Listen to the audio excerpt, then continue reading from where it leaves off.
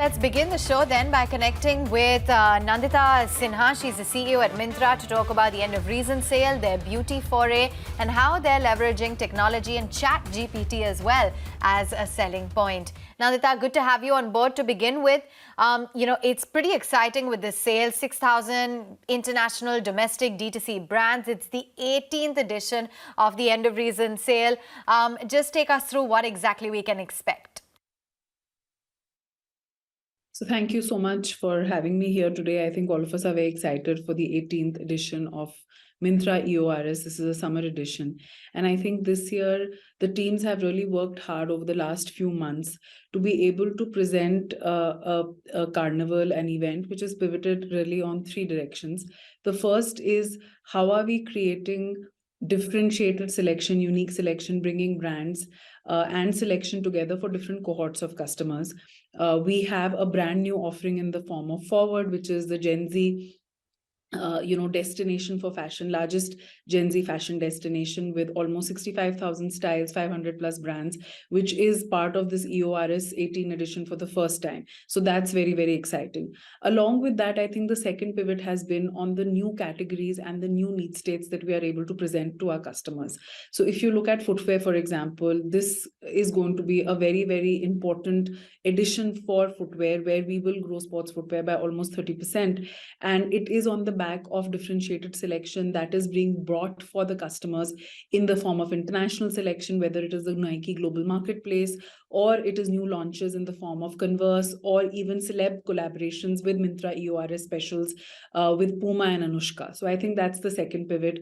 We've been continuously making inroads in beauty. This has been one of our fastest growing category this year. We are growing ahead of the market, growing ahead of the platform. And this will be one of the biggest editions of EORS for beauty. I think what is also important is the inroads that we are making in our tier 2 cities. There will be 15 million plus new visitors from tier 2 who will come into the EORS ecosystem and the Myntra ecosystem. And EORS is a great opportunity for them to be able to actually experience fashion for the first time through EORS. Now, I also know that you all are looking to really expand your beauty portfolio a lot more. But I ask why? Because at a time like this, there's so much competition in the space. Reliance has made a big entry. The likes of Nike, even Zara, etc., have really crowded the space a lot. Also, there is an overall slowdown in the sector. So why beauty? I think for us, actually, what we have realized is that there are two things which are really standing out for us as we are building in this category. Like I said, we are growing 3x of that of market today. So while growth is slowing down for us, actually, we are seeing this really accelerate and largely on the back of three things.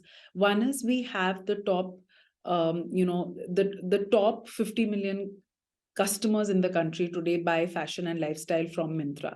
And we are just expanding their basket with the beauty, with beauty as a category. And we are seeing great resonance in this. Our Myntra insiders, which are now 8.5 million this year, are actually some of our biggest customer cohorts for beauty, because this is where we see a lot of the where customers are actually coming and buying beauty on Myntra. So they're actually exploring Myntra for a different use case. So I think our very, very strong customer loyalty that we have built over the last few years is what is helping us in growing. I think second is the pivot that we've taken around technology. If you look at what we have been able to build for the beauty category, we are uniquely differentiated on the tech tools that we provide for discovery and personalization for customers. So, Nandita, if we were to break it down, how much does fashion contribute to your overall revenue pie? How much does beauty contribute? And how do you see each of these verticals faring? Fashion is a large overall market, and therefore it continues to be one of our big categories. Beauty is growing faster because we are a smaller category on the platform, and fashion also continues to see very good growth for us, largely in pockets which are differentiated. I think, like I spoke about, footwear is a category which is seeing a lot of growth. Ethnic fashion for us actually has been a great story, also on the back of a proposition called Runway Icons, where we actually brought together the differentiated premium ethnic fashion brands of the country. And this has helped actually the category grow.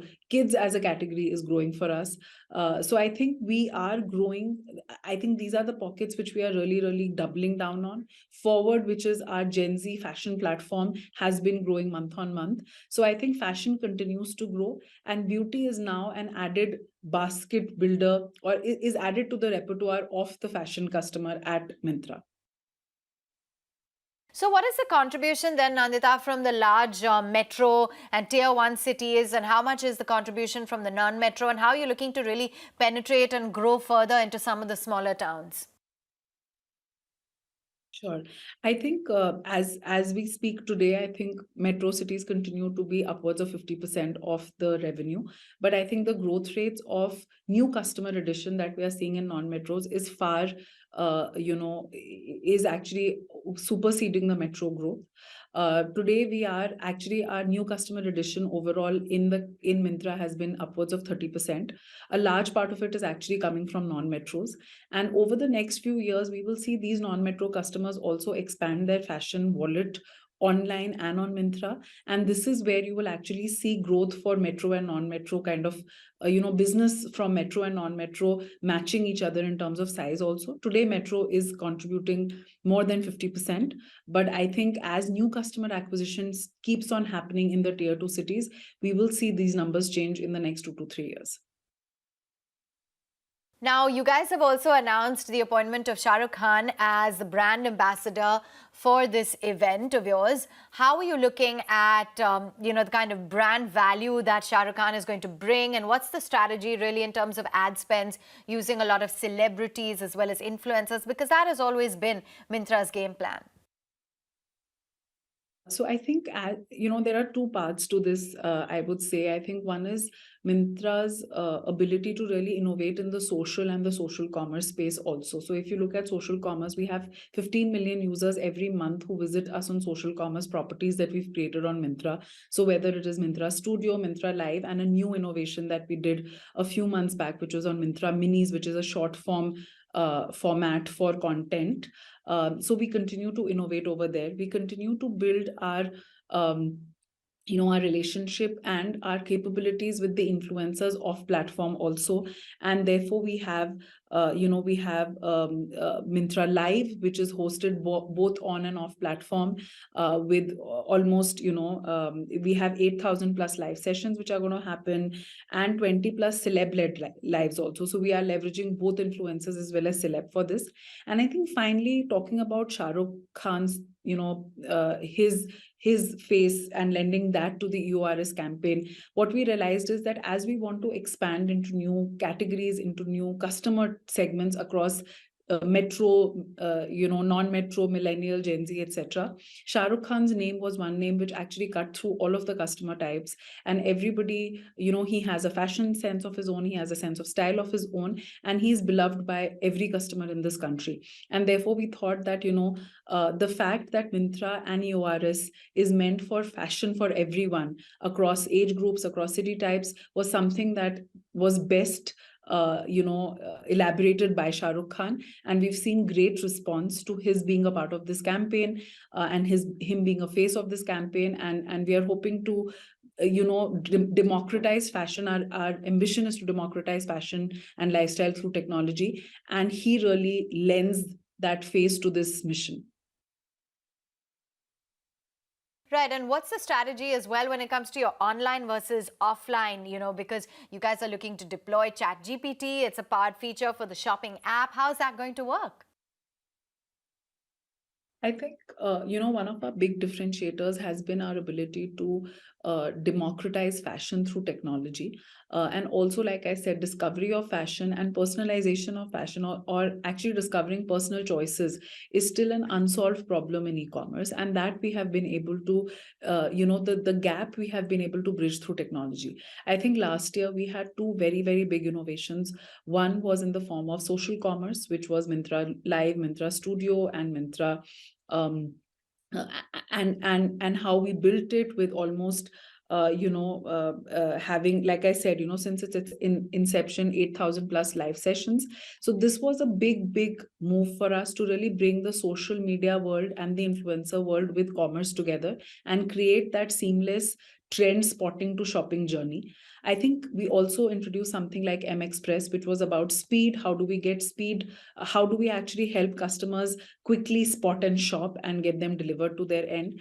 Personalization on size fit was a big innovation for us, which we continue to build.